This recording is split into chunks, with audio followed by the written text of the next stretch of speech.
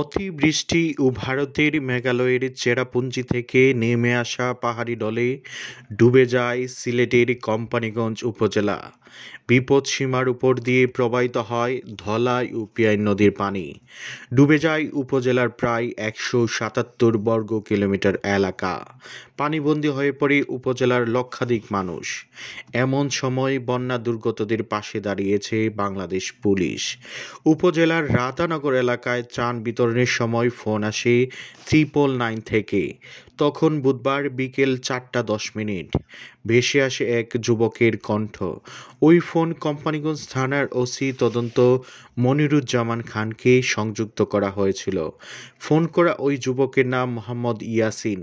সে জানায়, আমি তেলিখালের রামাইল থেকে বলছি। ৩ দিন ধরে না খেয়ে আছি, খাবার প্রয়োজন। ঠিক তখনই খাবার নিয়ে গন্তব্যে রওনা দেন ওসি তদন্ত মনিরুজ্জামান খান।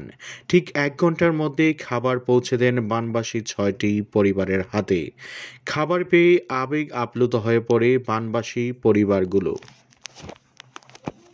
বিতরণকালে আমরা নৌকা নিয়ে ত্রাণ বিতরণকালে 999-এ ফোন দিয়েছিল। তারা 3 দিন যাবৎ খাচ্ছে না এই এলাকার বেশ কিছু লোক। এই ফোনের প্রেক্ষিতে আমরা খাবার নিয়ে আসছি। আমরা